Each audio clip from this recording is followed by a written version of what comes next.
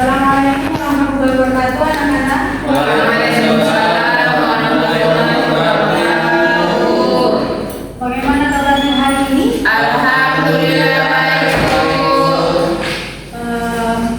Sebelum kita belajar, Ibu minta tolong ke kelas untuk memberi doa. Kalau ada kelas sebelum belajar, silakan yang ini masih di depan untuk memberi doa. Iya, Bu.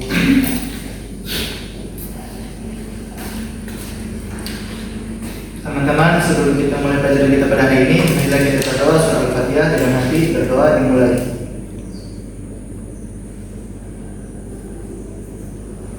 Amin. Berdoa selesai. Ya, terima kasih anak. Ya, terlebih dahulu dosen dulu ya. Iya, Bu. Ali Wali, Hadir, Bu. Amelia Saitia, Hadir, Bu. Ivana Rasoleh, hadir Bu. Salman Nurlatu, Hadir, Bu. Muhammad Wali, Hadir. Istimal Hadir, Budi, Bu. Eneng Ahmadi, Hadir, Bu. Nur Masita Atta, Hadir. semuanya hadir ya? Hadir, Bu. Hadir sudah, Bu. Siapa? Sebagian belum datang, Bu. Belum datang. Semoga segera dapat dipermudahkan langkahnya untuk berikutnya. Amin. Nah, anak ada yang tahu tidak hari ini kita belajar tentang apa, ayo? Muhammad dalam ibadah haji. Ya. Kalau pertemuan sebelumnya kita belajar tentang apa? Tentang puasa. Puasa. Ya, benar sekali. Tepuk tangan. Pada kesempatan kali ini kita akan belajar terkait dengan muharamat dan rangkaian ibadah haji. Yang pertama yang akan kita pelajari yaitu terkait dengan muharamat. Ada yang pernah dengar kata muharamat itu apa? Muharamat itu adalah suatu perbuatan yang dilarang dilakukan ketika seseorang sedang melakukan ibadah haji. Karena jika seseorang itu melakukan hal-hal yang dilarang dalam proses pelaksanaan ibadah haji, maka akan dikenakan dam atau denda. Kemudian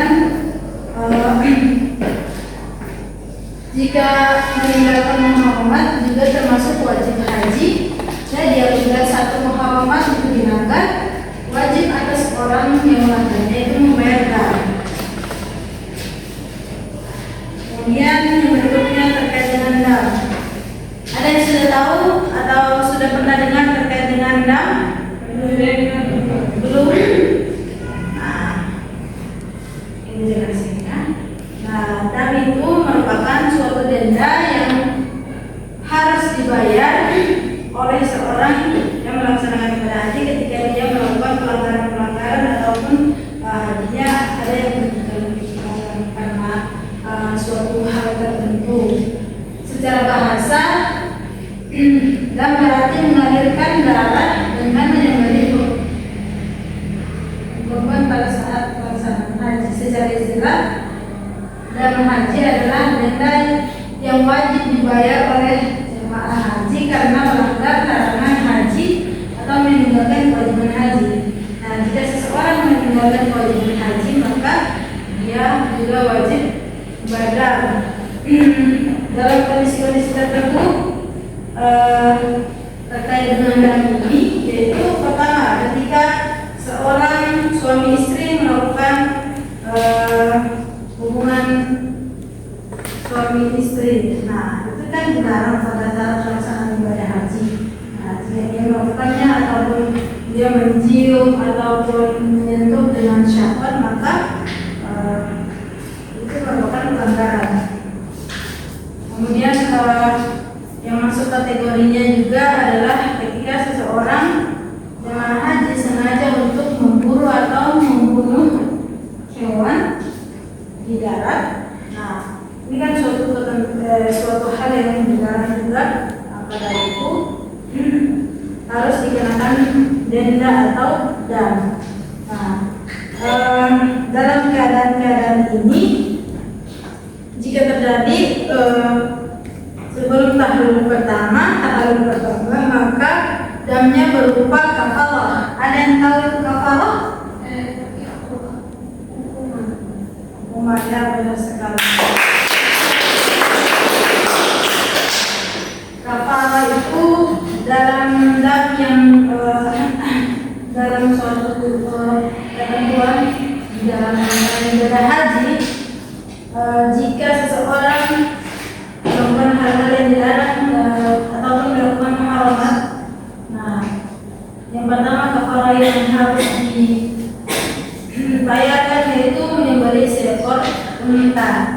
Jika tidak ada, maka seekor lembu, dan jika tidak ada lagi, maka 7 ekor kambing. Nah, jika tidak dapat, maka memberikan jika tidak dapat 7 ekor kambing, maka harus memsedekahkan hartanya untuk fakir miskin berupa makanan, sehingga makanan tersebut seharga dengan seekor unta. Jadi kalau ada pelanggaran-pelanggaran yang kita lakukan ketika pelaksanaan haji, maka harus membayar seperti yang telah dijelaskan yang berupa kafalah ini. Kemudian yang berikutnya yaitu kita membahas terkait dengan apa ini? Sunnah haji. Ya, benar sekali, sunnah haji. Jadi ada hal-hal yang sunnah ketika ada hal-hal yang berupa sunnah ketika dalam pelaksanaan haji. Ada yang tahu sunnah itu artinya apa? Sesuatu yang dikerjakan tidak berharus dan tidak dikerjakan tidak apa-apa. Sesuatu yang tidak wajib. Kalau bagaimana sunnah haji? Sunnah artinya apa? Sama. Nah, jadi sunnah itu merupakan secara fikih, sunnah merupakan segala sesuatu perbuatan yang apabila tidak dikerjakan tidak dapat apa-apa. Tetapi jika dikerjakan maka mendapatkan pahala. Tapi untuk membangkitkan semangat tadi, diartikan bahwasanya sunnah ini merupakan hal-hal yang bonus. Maka dari itu jika tidak dikerjakan maka akan merugi.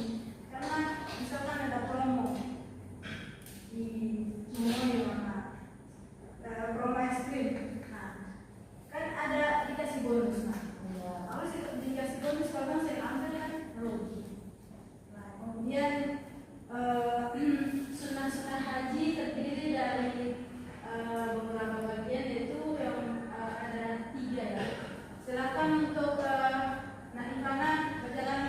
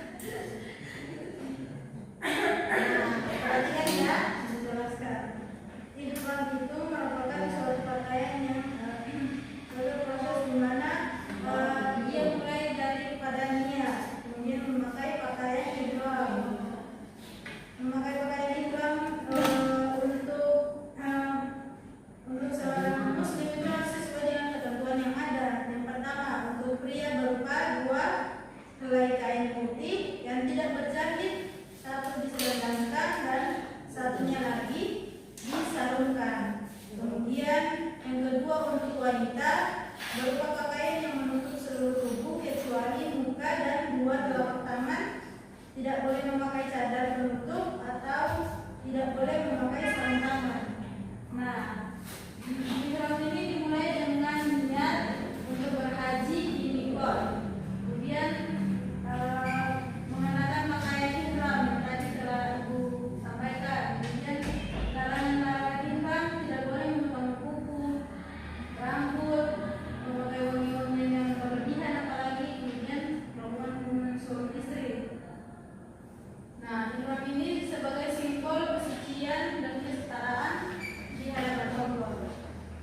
Yang berikutnya, wukuf di Arafah. Ada yang tahu apa itu wukuf? Benar sekali. Masya Allah. Nah, wukuf di Arafah merupakan rangkaian yang sangat penting juga. Jadi mereka menunggu pada waktu wukuf, yaitu tanggal 9 Zulhijjah setelah tergelincir matahari atau waktu zuhur sampai terbit fajar pada tanggal 10 Zulhijjah. Rangkaiannya itu puncak ibadah haji yang dilakukan pada tanggal 9 Zulhijjah. Jamaah beribadah di padang Arafah di waktu zuhur hingga matahari terbenam. Kemudian mengisi waktu dengan doa, zikir, introspeksi diri. Kemudian materi berikutnya yaitu terkait dengan Musdalifah. Benar sekali. Mabit di Musdalifah. Setelah jamaah menunaikan wukuf di padang Arafah pada tanggal 9 Zulhijjah, mereka segera berangkat ke Musdalifah untuk mabit atau bermalam. Nah, keberangkatan ke Musdalifah ini dilakukan setelah terbenam matahari atau sesudah maghrib. Waktu mabit yaitu antara maghrib sampai terbitnya fajar tanggal 10 Zulhijjah. Kemudian pada waktu tiba untuk melempar jumrah Aqabah pada hari raya 10 Zulhijjah, untuk selanjutnya melempar jumrah yang pada hari tasyrik. Nah, jadi ketentuannya itu mereka segera berangkat ke Musdalifah untuk mabit atau bermalam. Nah, keberangkatan ke Musdalifah ini dilakukan setelah terbenam matahari atau sesudah maghrib. Waktu mabit yaitu antara maghrib sampai terbitnya fajar tanggal 10 Zulhijjah. Kemudian pada waktu tiba untuk melempar jumrah Aqabah pada hari raya 10 Zulhijjah, untuk selanjutnya melempar jumrah yang pada hari tasyrik. Nah, jadi ketentuannya itu setelah meninggalkan Arafah, kemudian jemaah haji menuju ke Musdalifah, kemudian beristirahat, mengumpulkan kerikil. Jadi setelah mengumpulkan kerikil, baru mereka nanti akan lempar jumrah. Yang berikutnya lempar jumrah. Ada yang tahu atau ada yang pernah dengar terkait dengan lempar jumrah? Bagaimana itu? Lempar apa? Ya. Jadi ada dua, ada tiga ya. Ada tiga jumrah Aqabah, jumrah Ula dan jumrah Wutha. Nah, benar sekali kita. Nah, dilakukan pada tanggal 10 Zulhijjah, jemaah melempar 7 kerikil ke jumrah Aqabah sebagai simbol melempar setan dan melawan godaan. Kemudian setelah lempar jumrah, sebagian larangan ihram diangkat. Kemudian yang berikutnya tawaf ifadah. Tawaf ifadah adalah salah satu rukun haji yang wajib dilakukan oleh jemaah haji. Tawaf ifadah merupakan suatu rangkaian di mana seseorang itu mengelilingi Ka'bah sebanyak 7 kali yang dilakukan dalam keadaan suci. Ketentuannya yaitu pertama, menutup aurat, suci dari hadas besar, dari hadas kecil, suci dari haid. Ka'bah berada di sebelah kiri. Selama tawaf, mengelilingi sebanyak 7 kali. Tawaf harus dilakukan di Masjidil Haram, tidak boleh di luar Masjidil Haram.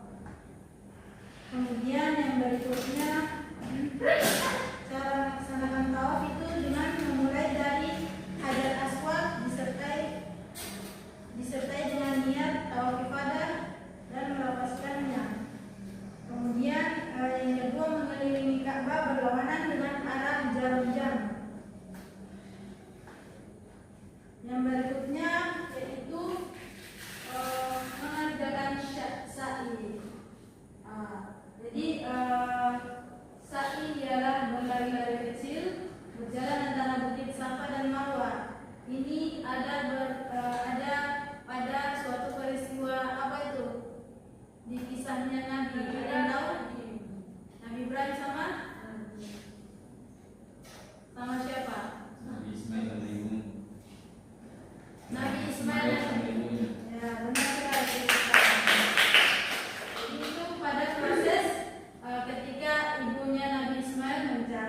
mencari mencari sumber air. Kemudian yang berikutnya yaitu tahalul. Nah, tahalul dilakukan dengan mencukur atau memotong bagian rambut. Berapa helai itu? Berapa helai? Ada yang tahu? 3 helai. Kemudian melambangkan kesucian dan kerendahan hati. Setelah tahalul, jamaah diperbolehkan untuk memakai pakaian yang biasa. Ini perhatikan ya, nanti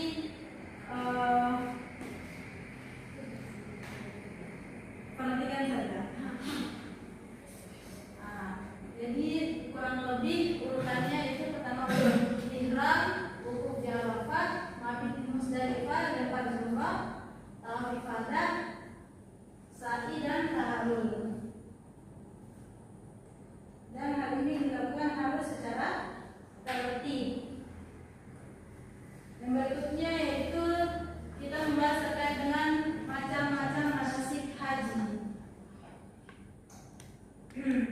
Macam-macam manasik haji. Yang pertama adalah haji ifrad. Kemudian haji apa lagi? Haji tamattu. Yang ketiga Haji qiran. ya. Haji ifrad ialah mengerjakan haji dan umrah dengan cara ifrad adalah ialah mengerjakan haji dan umrah dengan cara mendahulukan haji daripada umrah, dan keduanya dilaksanakan secara terpisah. Kemudian haji tamattu ialah mengerjakan haji dan umrah, mendahulukan umrah daripada haji, dan umrah dilakukan pada musim haji. Yang berikutnya yaitu haji qiran. Haji qiran yaitu mengerjakan haji dan umrah sekaligus. Jadi amalannya satu, tetapi dengan 2 niat, yaitu haji dan umrah. Dengan demikian urutan pelaksanaan haji qiran pada dasarnya tidak berbeda dengan haji ifrad. Yang berikutnya sudah selesai. Nah, kita masuk kepada diskusi. Pembagian kelompoknya ini kelompok 1 kalian bertiga, kelompok 2 ini berempat ya, kelompok 2, kelompok 3. Nah, kelompok 1 membahas terkait dengan definisi dam dan muharramat. Kelompok 2 membahas terkait dengan apa saja tata cara yang harus dipenuhi ketika melakukan haji. Yang ketiga, kelompok 3 membahas terkait dengan hal-hal yang ketika melakukan haji. Yang ketiga, kelompok 3 membahas terkait dengan hal-hal yang kalian ketahui terkait dengan manasik haji. Tata cara yang harus dipenuhi ketika melakukan haji. Kemudian kelompok 3 terkait dengan yang kalian ketahui mengenai manasik haji. Kelompok 1 tentang definisi dam dan muharramat. Ibu kasih waktu 5 menit untuk yang kalian ketahui terkait dengan manasik haji. Ibu kasih waktu 5 menit ya. Oke, timer. Mau 5 menit atau 3 menit? 5, oke.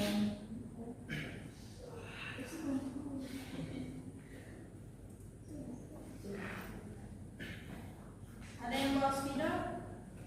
Ada ini.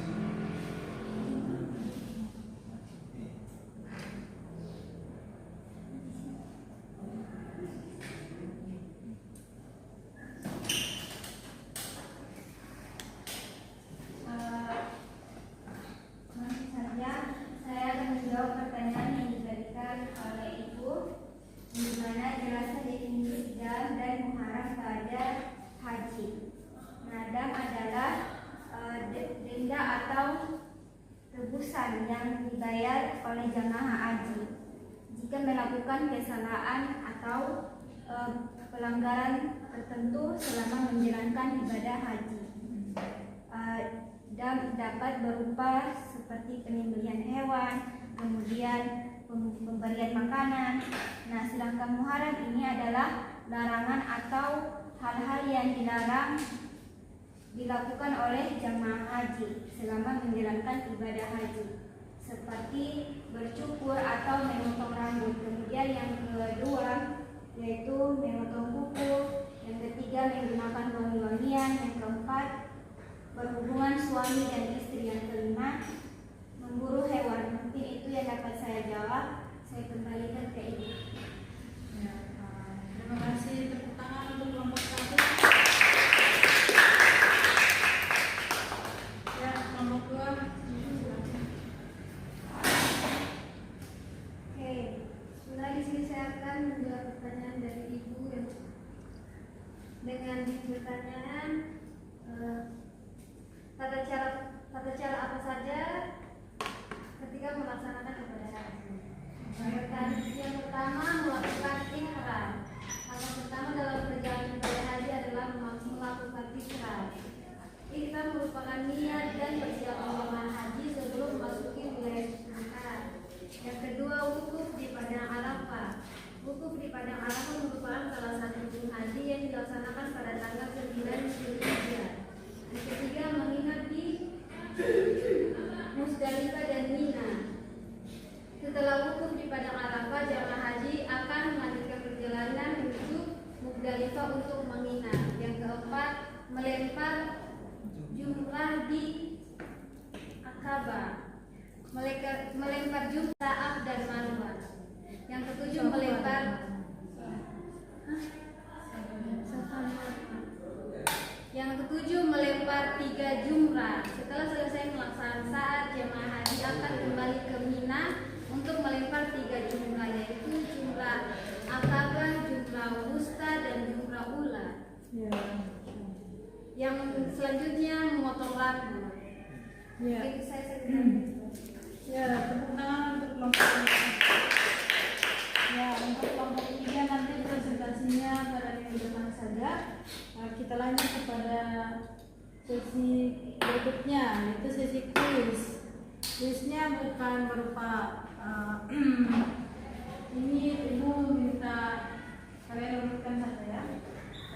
Siapa yang tahu terkait dengan